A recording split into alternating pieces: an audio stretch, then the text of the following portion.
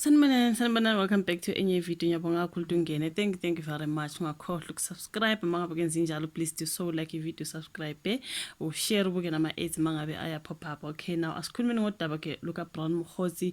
He's currently trending kuthiwa ke bekune attempt on his life uvuke trenda namhlanje ubaba Brown Mokgotsi uthi amaphoyisa ashaqe imoto ke kaMokgotsi kuphenywa ke ukuhlaselwa kwakhe. Ngizobeka screen leyo moto kuthiwa imoto ibihamba ngoBrown Mokgotsi ngomsombuluko ebusuku leyo esesithombeni. So amaphoyisa aqinisekisile ukuthi aphenye icala lokuzama ukubulala kulandela ukuhlasela kasomabhizinisi uBrown Mokgotsi eForslorus eMpumalanga yaseGoli. Okay, okhulumela isabs kuzwele uBrigadier Athlenda Mathe uthe ukuhlasela kwenzeke ngomsombuluko ebusuku ngezithuba zabo 10. So ngezithuba zabo 10 ebusuku sibizwe unogada ongaphansi kwenkampani ezimele esibikela ngokuthi kunesigameko sokudubula endaweni. Sithumela ithimba lamaphoyisa sathi masifika sathola unogada nomzana uBrown Mokgotsi obike ukuthi sathola unogada nomnumzana uBrown Mokgotsi onguyobika ukuthi ke ubehlaselwa abantu ebehamba ngeveni elimhlophe kudutshulwa ke imoto yakhe. Ngizomkhasha ukuthi ngiyifaka escreenini uyibone. Uqhube wathi uMokgotsi ukhuthazwe ukuthi avule icala kodwa utshela amaphoyisa ukuthi usahlukumezekile kakhulu.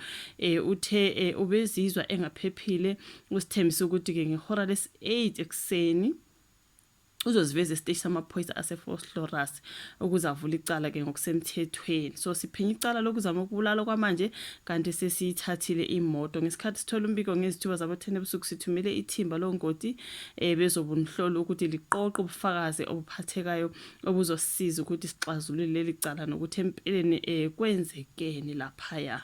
So lona daba kolutrenda ngoBrown Mokgotsi kuthiwa ke uye athola ke angazi ingozi laphana bebezama ukumdubula into ayikuthi bebezama bamdubulile ke bebezama ukumbulala ukuthi mina can see he's currently trending even ka Twitter ubuya trenda ke uBrown Mokgotsi uvuke nje kuseni nabe izindaba ka TV bekukhulunywa ngaye. Brown Mokgotsi survived a shooting yesterday in Forslorus. Who would want to eliminate uBrown Mokgotsi? He is not a whistleblower. He is also part of the criminal syndicate. Ngomunye laphana ka Twitter njengoba ngisho ukuthi uyatrenda kune video ke ka imamaphoyisa Athlenda Mathe ukuthi she's a police spokesperson, of course. Says uBrown Mokgotsi refused to open a case. Police have now opened an attempted murder case. So yeah, shocking injuries from Brown Mokgotzi's attempted murder kunesandla laphana nasesilimele. Sorry, abasilahlele ke on Twitter. Honestly, ANC does not take us serious. The whole Brown Mokgotsi driving a Chevrolet Aveo. Is it Chevrolet Aveo? Ngomunye lapha nongathembi. Ngibonile ngathi abantu abathembi ukuthi lawa ngamanga angazi bafethu ngeke mina ngithi ngamanga. The whole Brown Mokgotsi is driving a Chevrolet Aveo. Couple of weeks back somebody was alleged to have jumped from 22-story building. It's not Mac Shaw. Ngomunye lapha nongathembi. Omunye wabuya wathi Brown Mokgotsi is not taking South Africans seriously. He doesn't even need to plan his shenanigans thoroughly. He doesn't care anymore. Okay, hayi angazi bakhona abangabelieve ukuthi ngempela kukhona okunje okuyikwenzeka, but this is staged. Angazi, I think amapholisa ayaphenya nakhona. So Brown Mokgotsi, okay, this is something from way back. Ngidinga ke udouble trender namhlanje. Is Brown Mokgotzi's movie out yet? Ngomunye ngathemba, hey guys, so thini njengempela makuthi ngempela nje bezamkhumbulala ukuthi I saw him acting last night shooting at his car. Hi guys, do you think he can do that njengempela? Angazi, people are capable of such things, but people are police are investigating the alleged shooting incident involving the controversial Northwest businessman Brown Mokgotsi. He said to have survived a shooting in Forslorus in the East Rand last night. Brown Mokgotsi dodging a bullet. We are waiting for a retry so that we can celebrate. Hayi wena, why would you celebrate? Kuningi okushiwo ngabantu laphana abathembi, abanye bafowethu abathembi. Brown Mokgotsi surviving a drive-by a shooting in Forslorus. His vehicle sustained over 8 bullet holes. SAPS is investigating. No arrest or motive confirmed. Okay.